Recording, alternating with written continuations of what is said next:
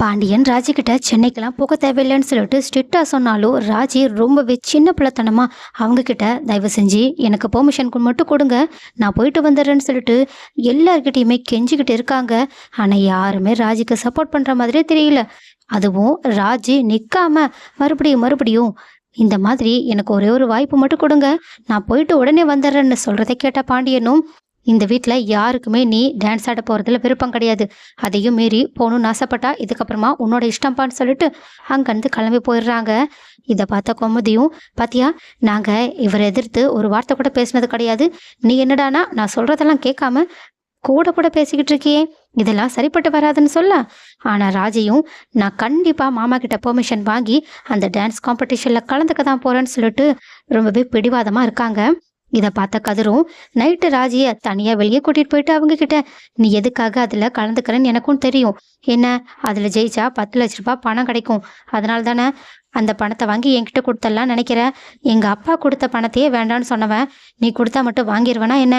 அதனால தேவையில்லாம எனக்காக நீ வீட்டில் இருக்கவங்க கிட்ட பிரச்சனை பண்ணி சண்டை போடாத, அமைதியா உன் வேலையை பாரு, எனக்கு என்னோட பிரச்சனையை தீர்த்துக்க தெரியும்னு சொல்ல.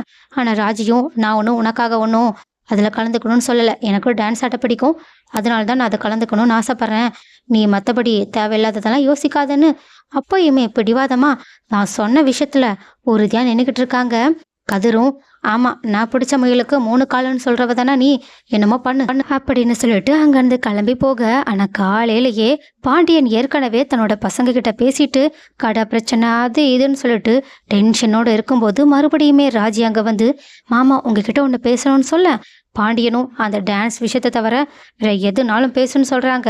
ஆனா ராஜியும், இல்லை மாமா அதை பத்தி தான் பேச போறேன்னு சொல்ல.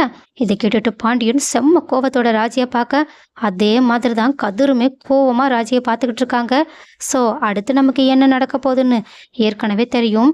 பட் இந்த மாதிரி குடும்பத்தோட பேச்சை கேட்காம ராஜி சென்னைக்கு போனது அவங்களே தப்புன்னு உணர்ந்து மறுபடியுமே திரும்பி வீட்டுக்கு வந்துடுவாங்களா?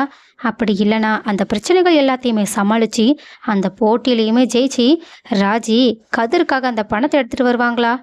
அடுத்து என்ன நடக்க வாய்ப்பு இருக்குன்னு நீங்கள் நினைக்கிறீங்கன்றத கமெண்ட்ல சொல்லுங்கள்.